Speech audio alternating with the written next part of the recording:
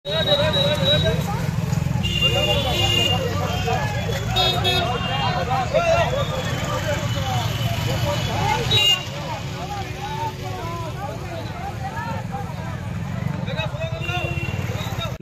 আমি তিরঞ্জন, TSNM news আপনাদের স্বাগত। বেশ কদিন ধরে শিল্পাঞ্চলে জমি কারবারিদের মধ্যে একটা চাঞ্চল্য ছড়িয়েছে। মুখ্যমন্ত্রীর কড়া বার্তার পরেই কিন্তু আসানসোল পুলিশ তৎপর হয়ে উঠেছে। আসানসোল উত্তর থানার 4 জনকে এখনো পর্যন্ত গ্রেপ্তার করেছে জমি জোর করে পুকুর ভরাট অবৈধভাবে, খাস জমি দখল সহ বিভিন্ন অভিযোগের ভিত্তিতে। উইলসন, দীনেশ গড়াই, চন্দন শর্মা, তাপস নন্দী কেউ জামিনে রয়েছেন, কেউ পুলিশ হেফাজতে রয়েছেন। কিন্তু বিষয়টা হচ্ছে, এই যে অবৈধভাবে জমি পুকুর ভরাট করা বা প্লটিং করে দেওয়া, সরকারি জমি দখল করে প্লটিং করে দেওয়া, এই বিষয়ে 2023 সালে আসানসোল দুর্গাপুর ডেভেলপমেন্ট অথরিটির চেয়ারম্যান তাপস বন্দ্যোপাধ্যায় মুখ খুলেছিলেন এবং তিনি কি বলেছিলেন সেটা প্রথমে আপনাদের শোনাব। এইটা একটা নতুন প্রবণতা দেখা দিয়েছে। কিছু অসামাজিক ব্যক্তি তার জমি লুট করতে নেমে পড়েছে। কোথাও কোথাও আমাদের নাম নিচ্ছে। আবার এইটা আসানসোল, রানীগঞ্জে খুব ব্যাপকভাবে দেখা দিচ্ছে। আর কিছু হোয়াইট ক্রিমিনাল যাদের বলি, যারা খুব বড় লোক আর কি, যাদের যোগাযোগটা খুব বেশি, তারাও আবার কিছু জমিতে সরকারি নিয়মের তোয়াক্কা না করে তারা ডেভেলপ করতে নেমে পড়ছে। এইরকম 29টি সংস্থাকে আমরা নোটিশ দিয়েছি যে আপনাদের তো সমাজের মাথা, অনেক পরিচিত মানুষজনও আছেন, তো আপনারা দয়া করে এনওসিটা নিয়ে কাজটা শুরু করুন। তা আমরা সিদ্ধান্ত নিয়েছি, যেখানে এইরকম ডেভেলপ করার সিদ্ধান্ত মানে সাজানো গোছানো হয়েছে, গেট করা হয়েছে, রাস্তা ডিমার্কেশন করে দেওয়া হয়েছে, সেখানে আমরা এনওসি তাদের দেবো না। সেটা আমরা ইউডিতে পাঠিয়েছি তাদের বিরুদ্ধে পরবর্তীকালে আইনি কী ব্যবস্থা নেওয়া যায় তা জানার জন্য, এবং পরবর্তীকালে আইনি ব্যবস্থা তাদের বিরুদ্ধে নেওয়া হবে। এটা খুব মারাত্মক প্রবণতা। একজন করলে তার বিরুদ্ধে ব্যবস্থা নেওয়া হয়, আরেকজন করবে। এ তো সরকারি জমি, তো আমার জমি নয়, এ তো সরকারি সম্পত্তি। এ তো কাকে ঠকাচ্ছেন, কাজ চুরি করছেন, সরকারি সম্পত্তি চুরি করছেন। আর মমতা ব্যানার্জি বারবার বলছে যারা জমি চুরি করছে তাদের বিরুদ্ধে কোনো রেয়াত করা যাবে না। স্বভাবতই ডিএম এবং এডিএম এলআর সাহেবরা যৌথ এই অভিযানটা চালিয়েছেন। আগামী দিনে এরা সাব ডিভিশনের জেলা সব জায়গায় চালানো হবে। রানীগঞ্জে বিভিন্ন জায়গায় হয়েছে। আপনার জিটি রোডের উপরে পাঞ্জাবি মোড়ে বিশাল বিশাল বিল্ডিং করে সরকারি ভাড়া, মানে বিভিন্ন অফিসকে ভাড়া দিয়ে চলছে। কোনো প্ল্যান নেই, সরকারি জমি, কোনো ট্রেড লাইসেন্স নেই, মাঝে মাঝে ট্রেড লাইসেন্স বেরও করে নিচ্ছে বেআইনিভাবে। তো এইগুলো তো অভিযান সরকার নেমেছে। এটা আমরা এই জিনিস এত নৈরাজ্য কিন্তু হতে দেওয়া যায় না। কাজে বেরিয়ে পরে আমরা ই অকশনের মাধ্যমে যারা সত্যিকার ইন্ডাস্ট্রি করতে যায় তাদের বিরুদ্ধে দিয়ে দেওয়া হবে, যারা সত্যিকার হতে। কিন্তু আমার আপনাদের মাধ্যমে মানুষকে আবেদন, যারা জমিটা প্রলোভনে পড়ে নিতে যাচ্ছেন বা দেখছেন যা চকচকে কিছু করে, তারা দয়া করে এডিডিএ কর্পোরেশন, বিএলও, এসবিএল জমিটা দেখিয়ে নিন যে ওই জমিটা সত্যিকারের কাগজ আছে কিনা, জমিটা সত্যিকারের মালিকের হস্তান্তর হয়েছে কিনা তিনি দিচ্ছেন, এবং হস্তান্তর করতে গেলে যে প্রয়োজনীয় সরকারি কাগজপত্র, সে কাগজপত্র আছে কিনা। তাপস বন্দ্যোপাধ্যায়ের বক্তব্য শুনলেন, তার বক্তব্যের পরিপ্রেক্ষিতে কি হয়েছে না হয়েছে সেটা পরবর্তী প্রশ্ন। কিন্তু সাংবাদিকতার ক্ষেত্রে এবং প্রশাসনের তদন্তের স্বার্থে সবকিছু ডিসক্লোজ করা যায় না। তবে সূত্রের খবর আমরা এটা বলতে পারি যে কমপক্ষে 29 জনের বিরুদ্ধে ঠিক এমনটাই অভিযোগ রয়েছে।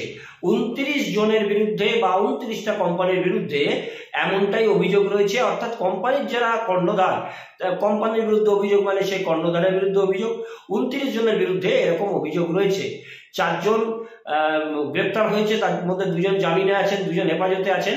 কিন্তু সূত্রের খবর অন্তত পক্ষে 29 জনের বিরুদ্ধে এরকম অভিযোগ রয়েছে সরকারের পক্ষ থেকে।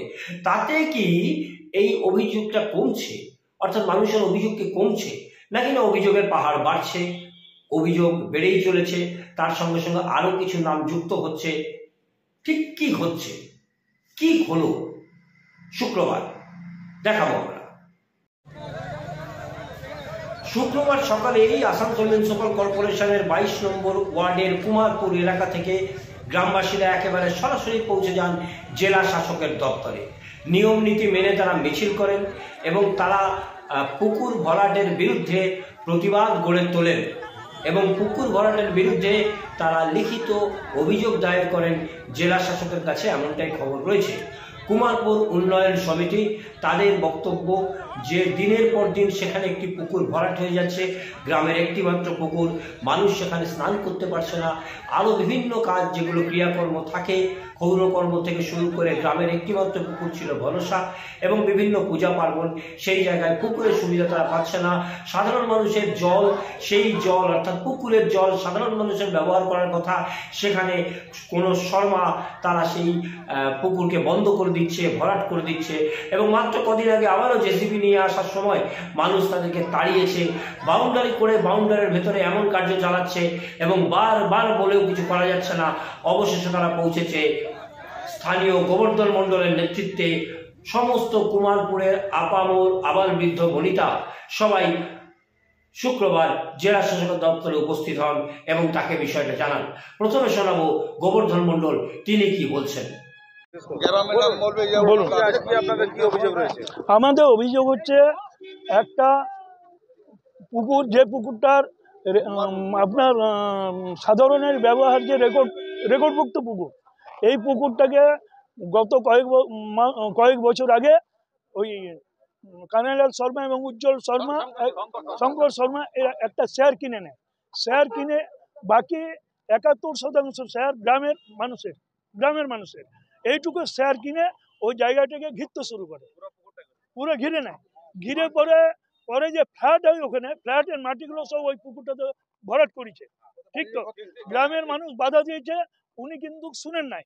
এরপরে এখন আবার পুরোপুরি ভরাট করা দেওয়ার জন্য কয়েকদিন আগে জেসিবি মেশিন নিয়ে এসেছিল। গ্রামের মানুষ জানতে পারলে ওদের জেসিবিটাকে তাড়া করে বেরিয়ে চলে যায়। কিন্তু আমরা দেখলাম এইভাবে আমরা আর কতদিন আটকে রাখবো? এটা প্রশাসনের সর্বোচ্চ জায়গায় আমরা এটা না পৌঁছালে আগামী দিনে আমরা আটকে রাখতে পারবো না। তার জন্য আজকে আমরা এই গণ ডেপুটেশনটা সেই কারণে আমরা দিচ্ছি।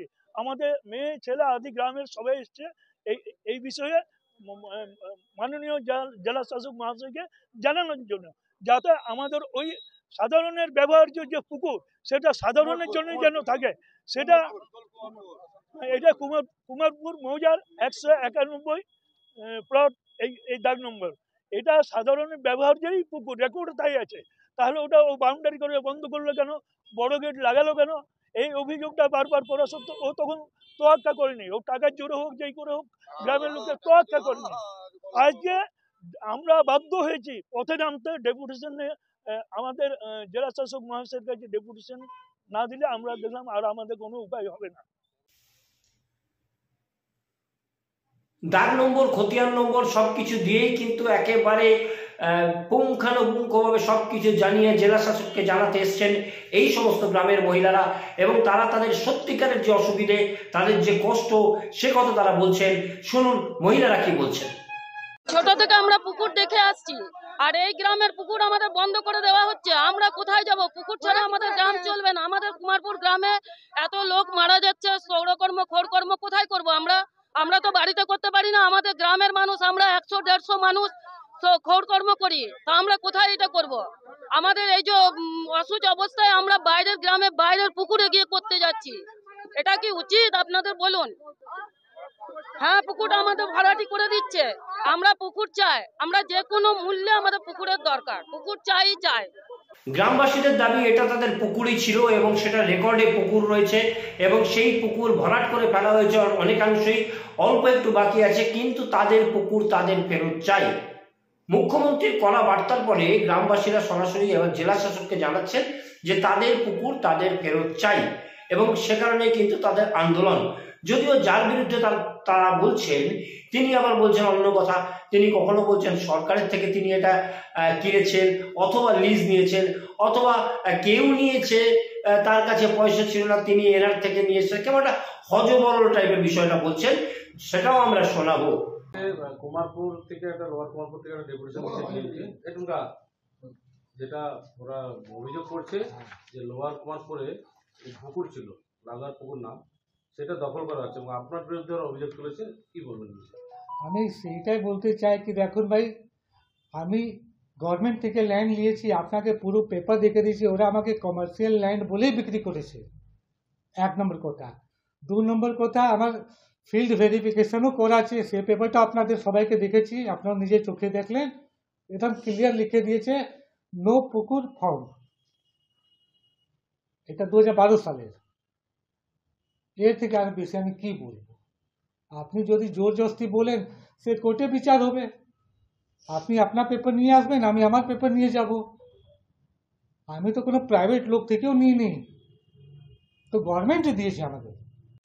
গ্রামবাসীদের কথা শুনলেন, যার বিরুদ্ধে তারা অভিযোগ করছে তার কথা শুনলেন, এবং সূত্রের খবর জেলা শাসককে জানানোর পরে জেলা শাসক কিন্তু জানিয়েছেন যে তড়ি ঘড়ি ব্যবস্থা নেওয়া হবে, তদন্ত কমিটি যাবে, দুপক্ষেরই কাগজ খতিয়ে দেখা হবে এবং যেটা সত্যি সেটাই হবে, অর্থাৎ বিচার পাবে সাধারণ মানুষ।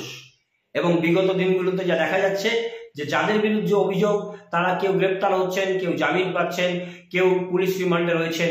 এখন দেখার এই কুমারপুরের গ্রামবাসীরা যার বিরুদ্ধে অভিযোগ করছেন এবার কি তার পালা? সবটাই বেরিয়ে আসবে আসল তদন্তে। যে খবর কেউ দেখায় না আমরা দেখাই, দেখতে থাকুন TSNM নিউজ।